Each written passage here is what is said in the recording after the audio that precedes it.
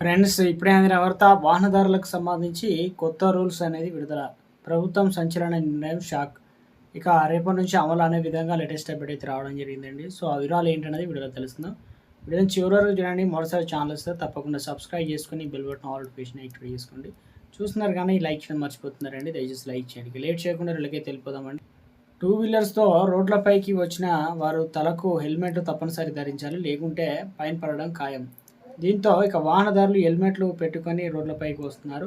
అయితే చాలామంది నాణ్యత లేని హెల్మెట్లు ధరిస్తున్నారు. తద్వారా ప్రమాదాలు జరిగిన సమయంలో హెల్మెట్లు ఉన్నప్పటికీ తలకు గాయాలై ప్రాణాలు పోతున్న పరిస్థితి. దీంతో రాష్ట్రాలు కేంద్రం కీలక ప్రకటన అయితే సూచనలు చేసిందనమాట.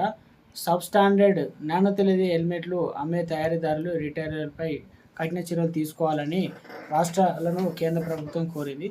టూ వీలర్స్ రైడర్ల కోసం భద్రత కోసం ఈ చర్యలు చేపట్టిందనమాట. పిఐఎస్ సర్టిఫికేషన్ ఉన్న హెల్మెట్లు మాత్రమే ఉపయోగించాలని BIS department of consumer affairs సూచించిందనమాట. ఇక ఈ ఏడాది జూన్ నాటికి 176 తయారీ కంపెనీలు బిఐఎస్ లైసెన్స్ కలిగి ఉన్నాయి. అయినప్పటికీ రోడ్డు పక్కన విక్రయించే అనేక హెల్మెట్లు బిఐఎస్ లేకుండా ఉండడం వల్ల ప్రమాదాలు జరిగిన సమయంలో మరణాలు పెరుగుతున్నాయి. ఇక మోటార్ వెహికల్ యాక్ట్ 1988 ప్రకారం హెల్మెట్లు పెట్టుకోవడం తప్పనిసరి.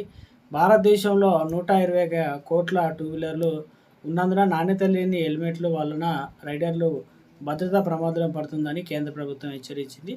2021 నుంచి క్వాలిటీకి సంబంధించి కంట్రోల్ ఆర్డర్ అమల్లో అయితే ఉంది. ఇది ఐఏఎస్ మార్కు హెల్మెట్లు తప్పనిసరి చేసింది. అయితే రహదారుల పక్కన స్థానిక మార్కెట్లో నాణ్యత లేని ప్రమాణాలు హెల్మెట్లు అధికంగా విక్రయిస్తున్న అధికారులు అని పేర్కొంటున్నారు. నేపథ్యంలో దేశవ్యాప్తంగా జిల్లా అధికారులు, కలెక్టర్లు హెల్మెట్ల విషయంలో ప్రత్యేక దృష్టి పెట్టి నిబంధనలు అమలు చేయాలని కేంద్రం ఆదేశించింది. ఇక ఇప్పటికే చెన్నైలో మన మిత్ర వాలంటరీ ద్వారా క్వాలిటీ కనెక్ట్ క్యాంపెయిన్ నిర్వహించి వినియోగదారులు బిఐఎస్ గుర్తింపు ప్రచారం ప్రారంభించింది. ఈ ప్రచారాన్ని దేశవ్యాప్తంగా చేయాలని కేంద్రం ప్రణాళికలు అయితే సిద్ధం చేసిందనమాట. సో కొత్త రూల్స్, కొత్త విధానం ఇవన్నీ కూడా త్వరలోనే ఏదైతే ఇంత క్వాలిటీతో కూడినవి మాత్రమే వాడాలనే విధంగా సో కేంద్రం నుంచి ఒక లేటెస్ట్ అప్డేట్ అయితే రావడం జరిగిందండి.